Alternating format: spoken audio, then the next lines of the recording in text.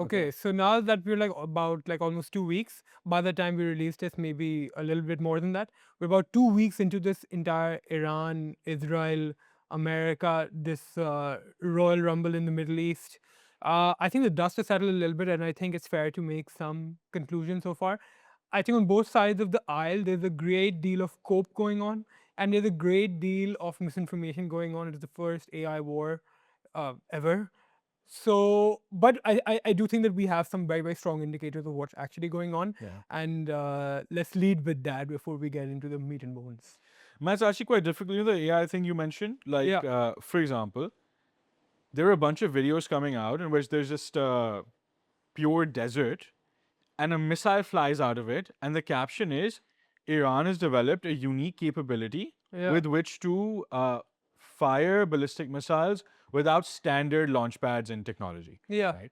Now, I found it difficult to confirm whether this was true for at least 2 days. Yeah. Right? Now, I'm trying to figure this out because in all of the uh, geopolitical analysts I've been following, it becomes pretty crucial to the war because knowing whether or not the United States and the Israelis can damage their weapons depots is a key part to How it's going to play out. yeah, determining whether or not these immense stockpiles they've built up will actually last and be able to Yeah. launch. So it was a couple of days before I logged into a very trustworthy analyst, and he gave sources, and then it turns out that yes, actually, what the Iranians have been doing is they've been putting basically a layer of sand over these launch sites and launching them from underground, and they've got these extensive tunnels littered all over the country, and apparently they're so extensive Yeah. that even if you identify all of them, it doesn't really matter because you can use one week and then not use it for another 3 Yeah. because of the sheer volume Yeah. that And you just have. of how vast these tunnels go, it's like they also open up into the Strait of Hormuz Yeah, underground, because the yeah. Strait of Hormuz, I think it's only about like 200 meters deep or something. And these guys have basically how they're coming out underground, they can fire those missiles underwater and kind of shut it down if they exactly. want. They So can. this They really have the Strait of Hormuz under lockdown as So well. I saw this incredible analyst the other day, Praveen Sawhney, Force Magazine. Yeah. Everyone should follow this guy, in my opinion. He was basically saying that Iran's chokehold on the Strait of Hormuz should come as no surprise to the Americans because they put out a video a while ago in which they detailed all of the stuff that you just related, Yeah. which I won't repeat. Um, and knowing all of this to still have like these meek threats of I'll have US Navy ships escort oil tankers through the strait, They'll like get shot it's down not happening. if they go in It's there, not and happening. if this technology is really there, which looks like it is, these underground tunnel missiles in the Strait of Hormuz, like any attempts that the U.S. Navy would make to escort them would be promptly shot down by undetectable Bro, missiles underwater. and the West, the anti-Iran coalition is talking about, we can open the Strait of Hormuz at will, don't test us, trying to act all tough like they're thinking that there's some kind of Instagram edit or something. Yeah. But in the reality of things, they should be more worried about the other strait or the other passageway in the Red Sea being blocked off the moment Iran decides to activate the Houthis and tell them to block that off. Yeah. That's a real risk. That the other choke point is also going to get choked. Yeah. Not whether or not they can open up the Strait of Hormuz. Yeah. Right? Yeah. And look, again, I'm no weapons expert. Yeah. Right? But a lot of these very trustworthy voices, this is I think, I reasonable mean, more conclusion. trustworthy than even voices, right? It's just what the market is telling you. Insurance premiums are skyrocketed. Yeah. Uh, Oil, crude oil, what's it at? 96, 97? Something haven't along checked those today, lines. but I mean, it's gone up as high as like 110 or something. Yeah, yeah. So And I mean, Iran if said you, that we won't stop until it goes to $200 yeah. a barrel. So don't trust analysts, don't trust us.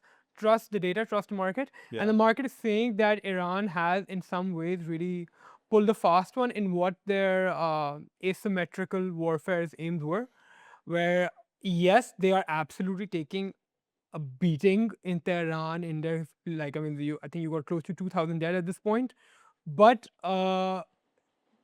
a big hope of the entire Western coalition was that uh, maybe if we do this, we take out Khamenei, we take out, the upper brass of the IRGC, it might galvanize people into doing that internal regime change that they were hoping would pass without them having to send boots on the ground. But that really hasn't played out. Then Trump also said that some of the guys we thought would replace him, we also killed them. Yeah. So it's like, bro, Yeah. what are you doing? So even from what I've read is that even like Irani channels, which were like not necessarily pro-regime, have been going pro-regime on this.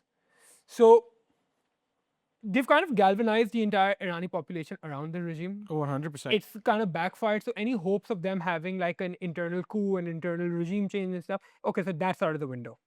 Bro, I mean, you saw the reaction to the assassination of the Ayatollah all across the world. Saw Yeah. in Pakistan. Yeah. You saw Bahrain is apparently quite unstable Yeah. ever since. Yeah. Uh, I think Bahrain is 50% Shia. yeah, Yeah. I think it's majority, or like Something a along those lot, lines. of Yeah, that. Iraq has been incredibly charged about this. The Iraqi people have been incredibly charged about it. Again, Yemen, everywhere. And it's not just the adherents of the 12er Shia school of thought that the Ayatollah represented. It's the third entire world ummah. liberationists. Yeah, it's the entire ummah. Bro, it's literally like the Sunniest of Sunnis, everyone I can think of, they're all like, yes, we don't have to follow his exact theology or look at him as our spiritual leader. We still saw him as someone who was in the fold of our community, Yeah. standing up for the right thing. And I think him getting martyred the way he has kind of made it a pan-Islamic sentiment that yeah, he was pretty based. Like Bro, I'll give you, I'll give you my, Sunni Shia unity stocks are up, bro. yeah, absolutely, yeah. And I'll give you like a personal example. I think you also know this. Like I was always a bit skeptical on Iran, especially as it pertains to Pakistan's relations with them. I always thought that they were closer to India. They were kind of cutting onions underneath our eyes from time to time. So I wasn't exactly pro Iran. I've never really been, but I think this kind of puts things into perspective, where it's bigger than just geographical enmities. And It always has been, and we've always been trying to say that, but it always has been. But until like you have this type of existential threat that is threatening it right now, you don't really realize this. But when this type of existential threat comes underway, it's like you're like, okay, enough of this crap. This is what really matters. bro, if you've noticed, Yeah. whenever there's war at your doorstep, Yeah. even last year, India-Pakistan's tussle, which a lot of people thought could go badly awry, all of a sudden, ideology becomes real. Yeah. Eschatology becomes real. Yeah. Right? People start talking about the end of times. People Yeah. start talking about the highest stakes imaginable. And then it's like, that has to be more closely corresponding with reality than your everyday life. That's what people in broad actually strokes, think. It's like the mind is not necessarily rational on its deepest instincts. It's gonna grab onto something that has a bit more certainty, and what's more certainty than religious eschatology. But it's like in a the way, atheist who pleads for God in like his final moments. Yeah. Right? So Every this is time a- you think that like, so I really think that that's Yeah. come about. And with like the Iran stuff, bro, 100%. Iran as a Iran was very close to the Indians, Yeah. right? Chabahar was essentially in Indian hands. Yeah. I believe they still got investment there, but after I think they're pulling out or something. yeah, no. So China came in and did that $400 billion multi-year commitment, right? And ever since then, they've basically half kicked out the Indians.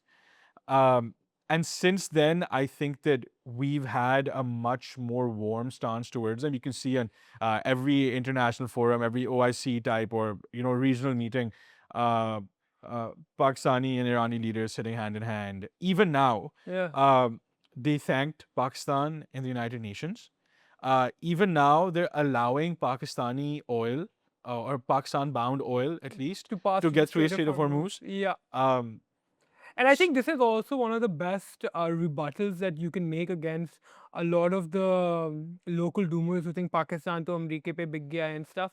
Where it's like, agar Pakistan, America, if America had bought Pakistan, do you think that our ships are one of the three countries who is like, yeah, you know what, don't stop their oil, they're kind of cool, don't worry about them. On the other hand, Saudi is also like, yeah, we're going to facilitate you guys. Both Saudi and Iran in the conflict are saying, Pakistan, we're going to facilitate you, Yeah. particularly. And your conclusion is, Pakistan big guy. So I, for these people, stop the cope. No, no, Please, bro, listen please to me. stop the cope. Bro, Arbaz, I think we're listen. doing something right. Arbaz, you're being ridiculous. Yeah. Listen, Yeah. bro, that is such a stupid thing to say, bro. On the one hand, Yeah. you have Russia, Yeah. China, their entire intelligence apparatus, Yeah. and Iran, the sole axis of resistance power in our part of the world, in the Muslim world, fighting tooth and nail Yeah. against America, Israel, the Western side of things, right? Yeah. You've got all the intelligence, you've got all the resources, but obviously, Shagufta, the WhatsApp auntie, Yeah. is armed with a source in the intelligence agencies, right? She Yeah. knows a guy who knows a guy, Yeah. so she must be right, Yeah. right? Iran wants to facilitate our oil going through the Strait of Hormuz because I don't know, Pakistani smog or something. Yeah. I don't know what the reasoning is. Yeah. But so obviously, bro. Yeah. It's quite something. So there's a lot of cope going on about this war as well. I think coming back to the different misinformation aspect of it, I think this is the first truly. I think Pakistan India last year was like an appetizer of what the first misinformation AI war is going to be like. But I think this is like we're really seeing it. There was this rumor. I don't know if it's. I'm pretty sure it's a rumor. I think it's been debunked right now. Like last week, I think Netanyahu's brother Itamar Ben Gvir and David Barnea, the head of Mossad, got killed in a missile strike. Bro, I'm not even gonna lie. I don't know if that's true or not. Is it true? Has it been debunked? I saw it everywhere. I think since then, I think today Netanyahu came out and made a speech, and I think Ben Gvir was doing some Instagram posting as well since then. So I would assume like it's not true, but this is kind of the cope that's going on every side where and I do think, and I'm proud of Iran, and I'm proud of what they've accomplished so far, and the general pan-Islamic sentiments that this thing has generated. But I do think there's a big level of scope also happening, as in a lot of these guys think that oh, Israel is on the verge of destruction, or Yeah, the Western empire is on the verge of collapse. I would hold it on this stuff. I won't get my hopes too up. Yes, it has been a spirited performance so far, but it's just been 12 days. This is a long road ahead, and we don't know what type of black swans. I mean, we can speculate, and I think we have a good idea of what those black swans are, but there's plenty of stuff that is left to play out. like So, people discount the fact that people will talk about nukes and say, oh, that's impossible. Tactical nukes are not impossible. no, Tactical nukes are a possibility that are I being mean, Trump's considered. saying that I can end the war in 30 minutes. You know how much time it was going to take for America stop ICBM to go from, let's say, the East Coast to Iran? Exactly 30 minutes. So this isn't just like Trump puffing out his chest and stuff. There is a threat underneath it, Bro, a very all of valid these, nuclear threat that these guys are starting to throw around a little Well, bit. these very serious commentators, Yeah. like I've always taken the nuclear threat seriously Yeah. because I think that, especially that a hegemon, a world hegemon going down, feeling threatened, is going to bare its teeth before it falls, and it doing something dramatic, doing something desperate, like using a tactical nuke, is not an impossibility, right? Uh-huh. And a lot of people are really downplaying that or completely discounting that, but in very respectable policy circles as well, this is a possibility that's being discussed. Ultimately, most of those people are, I think, leaning on the side that it's not going to be used. I also would be surprised if it's used, but it's not impossible. It's not impossible. Yeah. And I think, particularly from America, I don't think it's very possible, because I think what we're also seeing is that there's a deep divergence happening between the Israeli goals in this war and the American goals in this war. We see this most clearly with the attack on that oil depot in Iran, where the American apparatus was not at all happy that why are you hitting the oil apparatus? Because what the American apparatus ultimately hopes is that, we get in a friendly leader, friendly thing, and we get to, kind of have control over that resource. But Israel is not approaching it from that perspective of how can I financialize Iran's natural resources. I think they're approaching it from a much more existential perspective of how can we destroy Amalek, as Yeah. Netanyahu and these guys have been Bro, telling it's their the domestic audiences. for like So, 40 years they've been trying to get to so Iran. yeah, so coming back to it, there's definitely you're going to see an increased divergence in what both America and Israel kind of expect and want from this war. And look what's happening right now with America. They're being forced to send a lot of their THAAD missiles away from South Korea into the Middle East. I'm pretty sure this is what's happening. Once again, disinformation, but I think this is what's happening. Uh, I've read that as well. yeah. So it's not really going very, very well from them. They had to move the aircraft carrier out of range as well. So it's not going very, very well from America. And a lot of the analysts who are speculating that Trump might look for an off ramp and say, we have killed the regime, we have degraded their military apparatus, we have degraded their capabilities, might walk off and say, okay, ceasefire, war is done. And I think that is kind of what the Americans kind of want. But I don't think Israel is going to come in that slowly. I don't think they're going to stop. Bro, I don't think so at all. Yeah. And look, the regionalization of the war, where Iran started attacking US bases in the GCC, is not something that happened out of the blue. Yeah. A lot of people were taken aback by it and they were saying that, oh, why would they do this? And they've been saying this for years. They made a warning, I think, during negotiations a few weeks before the Yeah. war began, Yeah. that if Iran is attacked, all these places and the US bases would be legitimate targets. Yeah. And they followed through with that. Now, the side of the lobby, which whether I don't know if it's APAC or if it's, whatever the Israeli side of the agenda of the war vision is, Yeah. if uh, they knew this, Yeah. right? They knew that this would put uh, US regional hegemony in Western Asia under direct threat, Yeah. and that the illusion and the threat of capability that had been built up since the Cold War all around the world, because you've seen now more than ever that these uh, ultra expensive, ultra grand American toys that the weapons are more than anything used to hold opposition in awe, Yeah. right?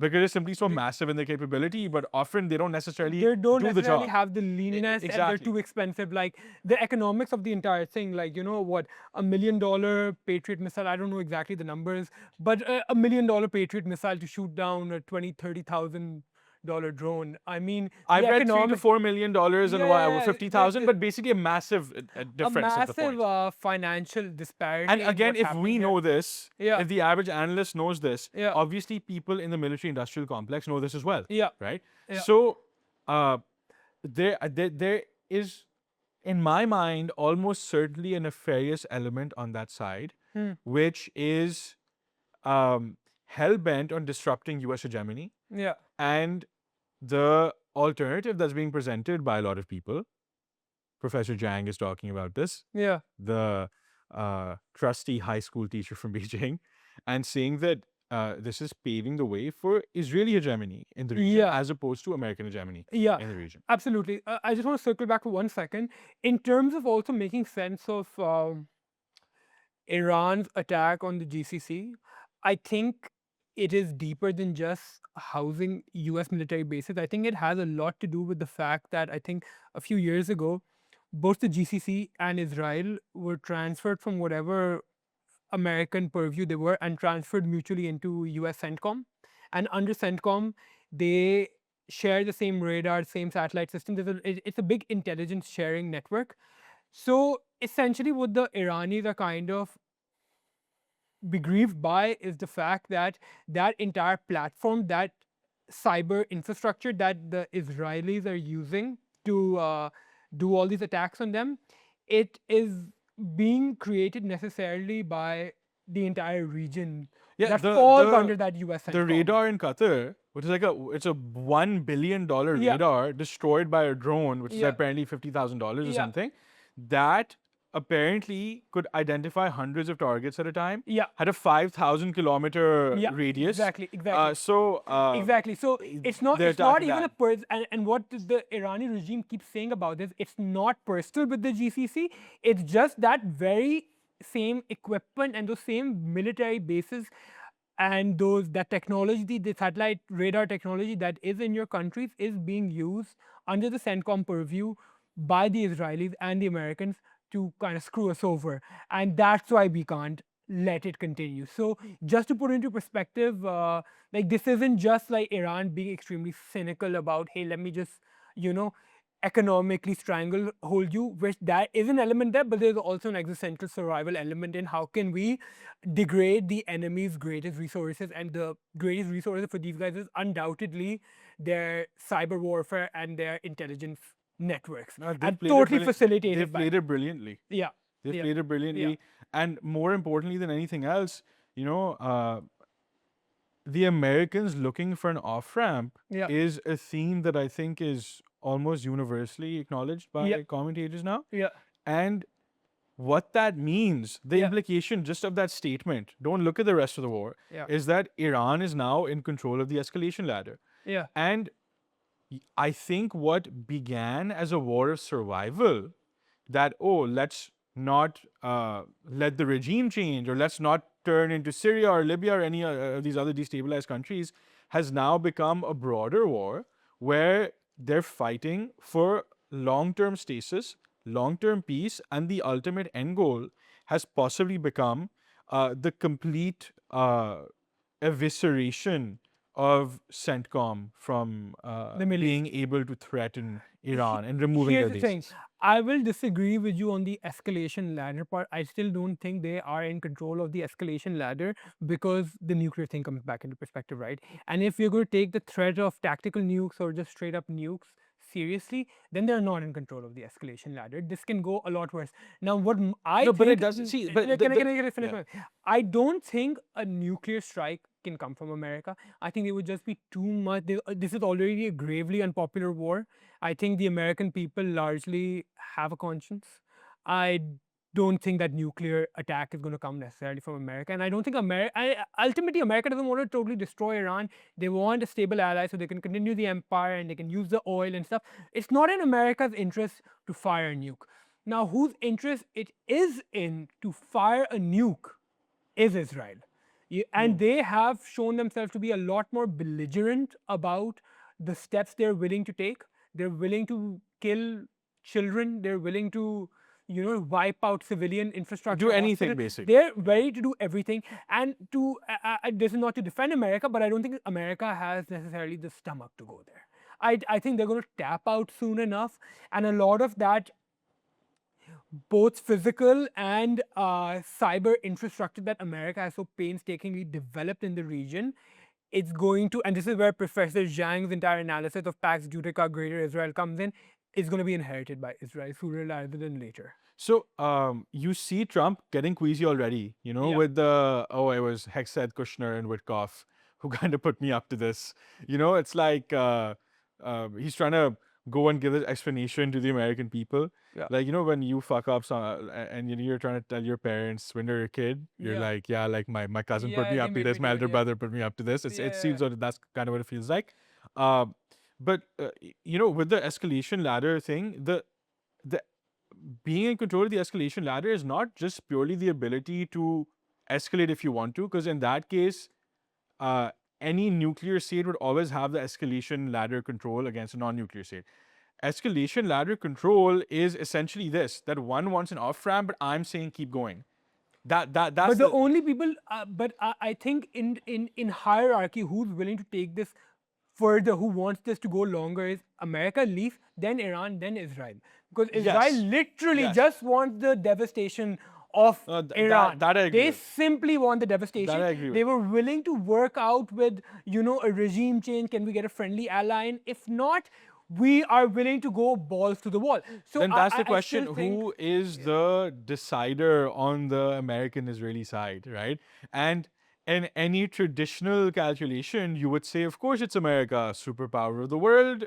Uh, uh, exponentially more resources than the Israelis, but we've seen time and again that they've been able to exert an outsized influence in America's foreign policy Yeah. in the Middle East. Yes. So in that Through case, a I would bunch, agree with yeah, you yes, and that through a bunch of really different it mechanisms. makes it really lopsided. Yeah, and that influence comes through a myriad of different mechanisms. It is the overwhelming media control they have, like the biggest media conglomerate in the world now belongs to Larry Ellison, a proud Zionist, CBS, Paramount, XYZ. You also have, like, the greatest of all Judaic inventions, Protestantism. Okay. Anyway, the evangelicals are very, very Christian Zionists Yeah. who are most of the boomers and most of the Republican bigwigs are in on this. And you also have, like, the tech side of things, and the tech side is also quite valuable in this geopolitical calculus, because what all your biggest tech companies right now in the world, be it Nvidia, be it OpenAI, be it Google, be it all of these guys, right? Their secondary headquarters today are in Israel. For and this isn't just because, like, they happen to have Jewish founders. A lot of them don't. Nvidia isn't owned by a Jew. It's not just because of that. It's also because of the unique role that the Israeli tech startup scene plays, where most of the Israeli tech startups basically come from Unit 8200 in the IDF. These guys are some of the most brilliant technical minds in the game. To give you a perspective of what Israeli tech, the Israeli tech scene is basically like a multiplier of power. Let me give you in perspective. Nvidia, I think in about 2019, 2020, had a $300 billion market cap, and they acquired this Israeli company, Mellanox. Now, Mellanox found a way to make data, like a very, very rudimentary basis of what they do. They found a way to make data centers extremely efficient and much cheaper than they were, and much more efficient, much more potent than they were. So they acquired Mellanox, I think, for $6-7 billion, something along those lines. And since they acquired Mellanox, you've seen this meteoric rise in Nvidia's fortune as well, from a $300 billion company to a 5, 6, whatever $1 trillion, $4 trillion company they are today. So you have to take into account the tech angle as well, where all of your biggest tech players, be it your Palantir, be it your Nvidia, be it Google, be it most of these guys, they're deeply in bed with the Israeli technical startup sphere. Now the question is, okay, why don't they just move those guys over to Silicon Valley? That's a fair question. The reason they don't is because that particular climate and that culture of Israeli tech startups is only being facilitated by that Unit 8200 8200 IDF thing. So this isn't something that you can replicate elsewhere. The same way you can't replicate the Silicon Valley atmosphere elsewhere. It's like if I throw $100 billion into creating Pakistan Silicon Valley, it's not going to work that way. There's a degree of cultural and institutional intangibility that you can't replace. And that's the same thing with the Israeli tech startup sphere, where, we talk about how vital TSMC is to the entire semiconductor AI sphere. Israel is equally important, especially when it comes to, like, designing and, chip chip designing, and, like, these guys know what they're doing. So yeah, I definitely, keeping the AI angle into account, how AI is going to be basically, what's going to decide who's going to be tomorrow's superpower. It's an all or nothing zero sum game about who wins the AI race. You can't really afford to, like, push out Israel or sanction them too much, because any country that's willing to sanction Israel loses access to this absolutely critical little tech startup infrastructure thing. Other than just the pure secular analysis, which is always extremely important to reckon with these type of things, there's also the more divinely ordained prophetic eschatological analysis that is necessary to give here. And don't just take this from a bunch of schizos in their parents' basement in Karachi. Take it from the horse's mouth itself. Netanyahu is going in front of parliament and saying that this is a battle against Amalek, Amalek being the Jewish people's primordial enemy. You have Pete Hesget saying that this is a religious war. You have the Iranis also saying that this is a religious war. So on the highest echelon of things, these guys have all come to this realization that this is a religious war. A naysayer might say that, okay, this is just to galvanize the people and stuff, but galvanizing the people is not just something that is, something irrelevant. It is something very, very important. And be it through, like, a Landian hyperstitional mechanism, or be it through people literally believe this. If this keeps getting repeated again and again. It's tough to ignore this angle. Bro, it's like, you can do the whole uh, this is just This is just about oil. this is just about oil. You can do the whole that, yeah, this is just the elites manipulating their populations into um fighting one another. And it's like, no, Iran is thoroughly theocratic. Yeah. Every single person in that regime is vetted. The Ayatollahs are pure ideologues, right? Yeah. This is not a capitalistic elite sending its population to slaughter. And the exact same thing can be said about Israel, by Yeah, the way. yeah, Exact same thing can be said about Israel. exactly. So They, unlike they what like a have lot a of secular garb, but that's yeah, exactly what it yeah, is. yeah, And just look at the attitude of the Iranian people in the streets, right? Have you seen all of those videos in which like they're in a big public square, they can hear missiles being fired, and it's just hyping them up. yeah, It's like they're at a concert or something. yeah, So it's like, bro, um, sure, you can relegate that yeah, into just you can act like it's nothing. You can act like it's just some kind of like this is not bread and circus, bro. yeah, This is the opposite of that. yeah. Yeah, This is real consequential stuff. yeah. Uh, and I think every party involved, be it the Christian Zionists, be it the Zionists themselves, be it the Islamic factions, they're all kind of in agreement on the highest levels. The guys who really control the escalation ladder, let's put it like that, all think it's an existential, divinely ordained prophetic One hundred battle. percent. And for better or for worse, that is how it's going to play out. And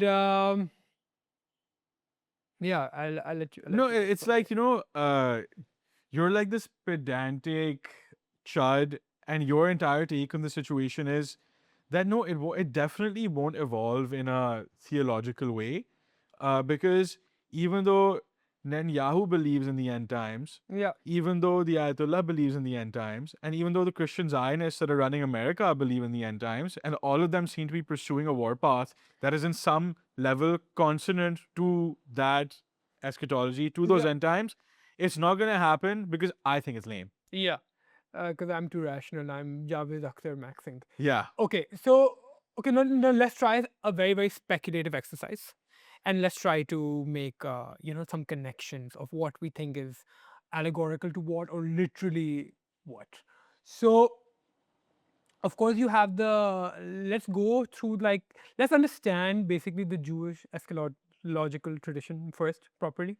So as many people know, like they still believe that their Messiah is yet to come. Their Messiah can only come once, all the Jewish people, the diasporas, are reunited in the lands of Israel. The Greater Israel Project, the Nile to the Euphrates area, is again under Jewish, Judaic control, Pax Judica, as Professor Jang likes to call it. You got the Third Temple aspect, and you got the red heifer aspect. And you have for them, you have the war of Gog and Magog, where they will fight bitter enemy, and apparently the world is all going to be against them in this one particular moment. And it is only then where they find the will to either defeat their enemy then, or and this is an open-ended thing, or that is exactly when the Messiah returns and defeats their enemies for them. So what is the secular क्या कहते हैं consonance with this idea? So you quite clearly have, you know, a rise in global anti-Semitism where Jews are, for better or for worse, feeling very, very unsafe, and they are leaning more towards. I mean, if we're all leaning more towards like a pan-Islamic like type of thing, I'm sure they're also leaning. Even the more left-leaning ones are in their hearts leaning more towards it. Like, hey, this is a necessary, um, religious goal of ours. So Israel has literally been created. It has literally been ordained as the regathering of the Jewish people. In terms of the territorial expansion, they have been pretty on the nose about it. Like there have been pictures in Israeli parliament about them talking about expanding this region. You had Mike Huckabee in Tucker Carlson's interview saying that why not? Why can't they have this entire region? So there is literally a secular kya kehte hain, consonance you can find with something like this. The third thing, also before that they have their Messiah comes back, who's called Messiah ben David. They're supposed to have another Messiah first, and I don't think a lot of people know about this. And that Messiah is known as Messiah ben Yosef. So Messiah ben Yosef does not, even though Messiah ben David has to be a singular person, Messiah ben Yosef does not have to. It could be a singular person, and their eschatological works are pretty open ended about these type of things, with some things. So it can or cannot be one person. It can be a group of people. So it could very well be that Ben Gvir, Netanyahu, the IDF are Messiah ben Yosef, who are fighting this religious war to pave the way for kya kehte hain hum, the Messiah ben David to come back. And once again, what is the secular reasoning behind this? When Netanyahu was in the early 90s, he used to be quite close to, Chabad? Chabad Lubavitch. Yeah. So these guys are like the number, like they're like the top. Like Chabad literally is an acronym for like the first three Sephirot in the Kabbalah, by the way. Chokma, Bina, and D. I forgot what D stands for. So he literally said to the guy, I think is Rabbi Mendel Schneerson, something like that. There's a video of him with Rabbi Station, yeah, I've seen that. Rabbi Yeah, yeah, Schneerson, yeah. who's he's telling Netanyahu like, what are you doing to Hasten the arrival hasten of the arrival the of the Messiah. Messiah? And he's like, we're doing this, we're doing that. He's like, you need to hurry up. Why can't it happen in the next few hours? So there's quite. So is there supposed to be like a particular day that he can possibly show up? Because he seems to be saying in that video that already many Yes. hours have passed in the day, Yes, and why don't yes. you take some action to ensure that he arrives within the next few hours before the day ends? Yes, there is a specific time. Yeah, 'cause that's what I And Shah, gathered from. from what I understand, that the Jewish calendar is different, and it's supposed to happen sometime in, like, I think year 5000 of the Jewish calendar, which is exactly around this time we're at. So there's a cosmological long-term thing going on here. I could be mistaken about this, Bro, but I feel that like does it's exist. like a well, what it seemed like to me is that it's like a particular day on the calendar that it's been foretold that he'll arrive, because he's like, oh, it's like another one of these days. Why isn't he here yet? It could be this year. That's what it It's kind of. open ended. Okay. But we're in the open window. We're Okay, in the okay. window of when it's supposed to happen. Okay. And I think we might actually be racing towards the end of the window, and that's why you were seeing them act with so much haste and urgency. So that is like kind of the Jewish mindset, the Judeo mindset when it comes to a lot of this stuff. Um, and then I think it's necessary to also parallel that with ours. And I'll let you cook a little bit on that. You see in a lot of the Islamic end time stuff that there's supposed to be a group of Christians that fight against you in the end times, and there's supposed to be a group of Christians that fights with you in the end times.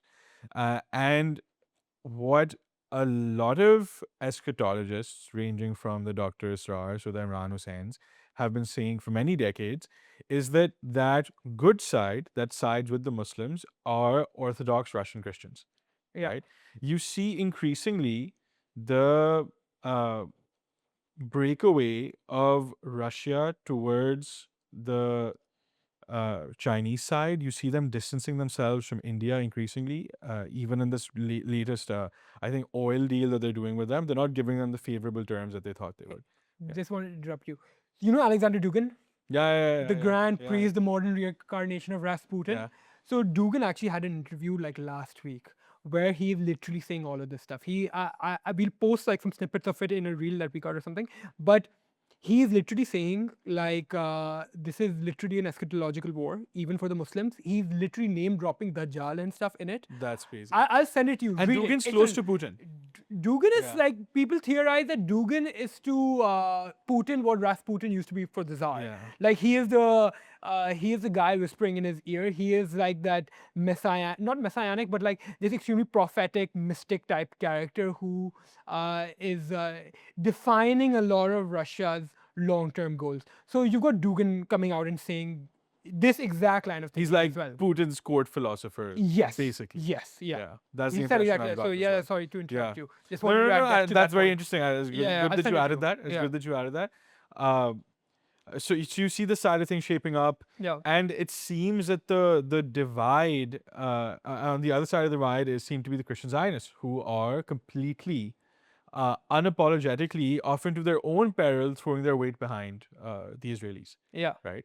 So you know, I mean, eschatology is it stocks to up. their own peril, or is it to this fact that, like, you are a convenient ally of ours for now, and we need to help you do all of this so that Jesus comes back, because they also end up believing Jesus is going to Yes. come back. And I think this also has some type of consonance with what we're seeing, the upcoming Israel-America break that I feel like is inevitable to happen, where it's like they're both agreeing that we need to reestablish all of this stuff, but for different end goals. So the Jews are doing it so that their messianic age can be ushered in, and the Christian Zionists are doing so that the second coming of Jesus can be accomplished. So even their alliance, when Jews say that, when the Judaic messianic prophecy says the entire world will be against us, I think they will come to a point where even the Christian Zionists, so to say, will also end up being against them, because it's quite literally the opposites in their But doctrine. I think that in You the know, Christian Zionist doctrine, it is like they're kind of with the Jews yeah, until the very end, until the return of the Messiah. So yeah, at least until the return of the Messiah,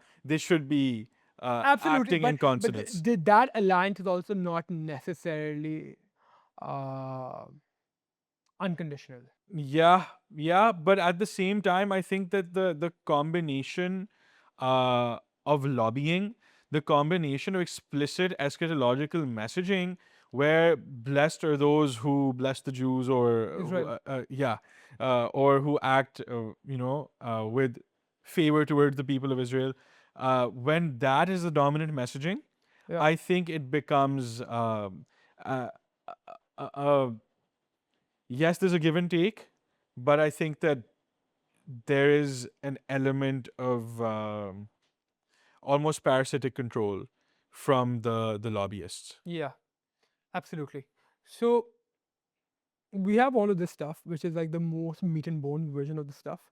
What I found very, very interesting was that this week Nick Land says something that is absolutely insane if you've kept up with the canon of his philosophy, where he's like, we have to contend with the idea that the theology maximalists and AI theory maximalists, aka accelerationists, are both correct, and we are not ready to admit that, including myself, which is Nick Land Hmm. in first person. So I think that this has some incredible implications for that, for this entire thing, because I mean, Nick Land's entire project, the accelerationist project, ultimately comes down to the fact that the alphanumerical infrastructure and data points that Kabbalah and that exact tradition that we're going to talk about later have been propagating through this line all the way back to ancient Mesopotamia, all the way back to like ancient existence. So this is the correct intellectual infrastructure. But what the theologians get wrong is that they assign a telos to this infrastructure. So they're projecting values of human security system onto this operating system that don't necessarily exist. The only thing that actually exists is the data infrastructure. So in easy words, what he's been saying is that the logic, the creations, the data points of religious organization are absolutely on the money. They have the right tools, but this ideas of they have of salvation, of redemption, are misfounded. And that's consistently been his thing. He says that the AI singularity will come. Maybe or maybe not, you can allegorize the AI singularity to be some antichrist figure, but he's basically never thought that okay, there's a possibility that there's a room for theological cope, as you would like to say it. But when he says like, okay, there's a distinct possibility that the theological maximalists and these guys are correct, so he's kind of, it's a big turn back, because now he's saying that these two are simultaneously true. So that the singularity will come, and it will come alongside how I interpret it. The singularity will come, and it will be accompanied by this antichrist theological messianic prophetic tradition. I found that to be very, very interesting. I feel almost vindicated in the sense that whenever I read Land, Yeah, and we've spoken about this before, yeah, uh, I always read the outside force as something that was demiurgic. yeah, Because the thing that I kept going back to when I was really digging deep into Fangnomena was that where does the force come from? yeah, Where does the code originate from? yeah, Right? And the mischievous creator angle made the most sense to me within the progression of the code. yeah, Uh, And so for land to come out and say, uh, it's almost like he's not immune to the times, or he's as prone to the times. The deep spiritual charge of the times. Yeah, the same way, everyone else is kind of waking up to eschatological realities or theological realities. Even he's like, okay, I've built this very comprehensive diagnosis for how history is unfolding. Um, but I may have gotten the telos part wrong. Yes. Yeah. And I think this is also out of necessity of the Christian tradition, where I think like the Islamic and Judeo traditions are quite explicit about end time prophecy. I don't think the Christian one is as kya kehte hain, as explicit in it. I mean, you have the Book of Revelation, but the Book of Revelation is mostly like demonology and things like this. So the Christian end time tradition is not as fleshed out in explicit like this is going to happen as Judaism and Islam. I think he does subscribe to more of a Judeo framework, and he is a Philo-Semite at the end of the day. But what we instinctively knew as Muslims growing up on Illuminati documentaries like The Arrivals, it's that there will be a necessary time where the evil, the Antichrist force is going to devour the world. And See, only out of this place of extreme darkness, only then will the second coming come. bro, what I really enjoy about all of this is that uh, we come from a place, from an Islamic perspective, where the world is constructed with a story. Yeah. There is a grand human narrative at the end of which there's this war and then there's this great falling out and a redemption. Hmm. Um, when Land works on this canvas, he diagnoses it as something inhuman, automatic, recursive, inhuman intelligence. And the line that I always used to go back to, which I think sums up everything Land meant, was all logic at the end of the day is theology. Yeah. Right? As in, if there are any uh, ordering principles of the universe that are imbued with transcendental meaning, if anything means anything, Yeah. you have to presuppose a god Yeah. for anything to mean anything, Yeah. right? And Very Ibn Sina core contingency. very yeah. Yeah. So there is no meaning without presupposing God, and there is no logic without meaning. Without a necessary. There is no yeah. telos without logic. I mean, all these, Yeah. like it's a bit of a Yeah. mess, but yeah, and then it's like you're completely changing that with this one tweet. Yeah. Assuming this is what he means, like they could, I don't know, maybe this is another way of his saying that they both are correct on how history is proceeding. They're getting to the same place, but through Yeah. different mechanisms. And so it could also be possible. I don't know what other commentators or anything are saying, but just look based off the tweet itself. It could also be read as ultimately, practically, the theology maximalists and the AI maximalists are heading in the same direction. So it is possible that he's saying that without giving it a theological or a theological layer. Yeah. Where he's actually saying that, oh, like the theological exists or the divine exists. So that is a possibility. Yeah. As well. What I do think that I'm gonna use his own framework, which is that alphabets and numbers are basically operating systems, and what you say into the world becomes hypostationally real. That's like a fundamental basis of what he says. If that is the case, and you've got 2 billion people deeply subscribing to a specific alphanumerical doctrine, which is, let's say, the Quran in this example, right? So, and this is why I think the AI theory maximalizing and the Judaic messianic things are completely in line even. I don't think that they're necessarily away from even what we say, because what we say ultimately is all of these bad things will happen, and all these only out of these bad things happening can the second coming come, right? And if the alphanumerical system is what is going to end up hyperstitionally creating reality, tomorrow's reality or today's reality retroactively, then if you have all these people who thoroughly believe, and this, we get chaos magic a little bit, right? But belief will turn itself into reality. And if all these people are literally believing that no, we have something that will defeat this, that has to inevitably end up coming true, right? By his own logic. Hmm. You understand where I'm going with this? No, I get you. Yeah. I get you. So I see all of these converging in very, very distinct ways between the Judeo-Islamic prophecies down to Dugan, down to Nick Land, down to Netanyahu saying Amalek, down to Hesketh and Trump saying that this is a religious holy war. It's all converging in a very, very eschatological manner. There seems to be a lot of fallout in the U.S. Army as well, where a lot of the commanders are apparently telling soldiers that this is a war to bring back Jesus, and Yeah, so it's everywhere. yeah, I think that may be the only one which I would look at and say this is just to galvanize people. yeah. But en masse, Then it comes people down, believe this, bro. but then it It's comes down real. to whose belief is stronger, right? Yeah. Who can hyperstition their reality into existence the most? Who has the most spiritual power? Have you ever seen that one clip of this Jewish rabbi saying that us Jews, we have a special spiritual power, and the only people who have a spiritual Yeah. power similar to us are those of Ishmael, which are the Muslims. And it's very difficult to beat people who have that spiritual power because they're not afraid of dying. So we have to beat them from the inside. We need to corrupt them.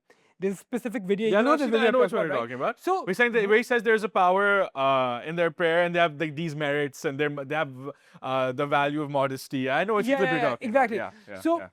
ultimately, I think what you're coming down to is whose belief is going to be stronger in their eschatological vision of what the world should end up happening. I think that's what it's ultimately going to come down to. If you take a 100%.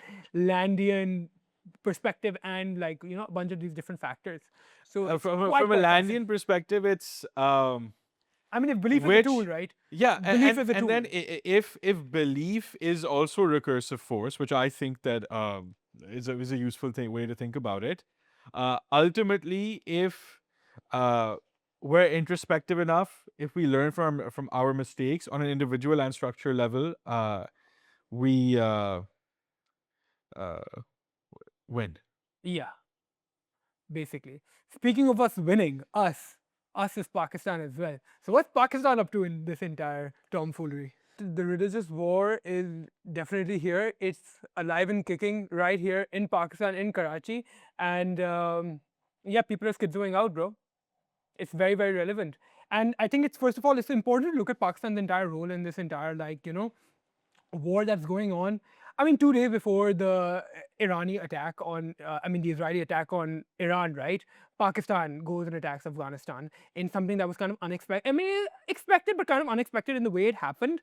And It's not a coincidence. it's not a coincidence. It's definitely not a coincidence, especially with the way India has been cozying up to Afghanistan, and just that Indian-Israeli new partnership that we're founding. There was rumors about Netanyahu and Modi speaking about Afghanistan as like we have to liberate Afghanistan and stuff, but that turned out to be AI. Once again, informational warfare. But there's definitely a link going on there. Okay, what I'm not going to make any normative judgment on the validity or the lack of validity of that war. That's not my place, and I don't have close to the amount of information necessary for that. But I think what is important to note from just a pragmatic perspective is that Iran and Afghanistan share 1,000-kilometer borders on the Eastern Front. That Eastern Front is exactly the area where, the Israeli and American attacks have been much, much more calm. And there are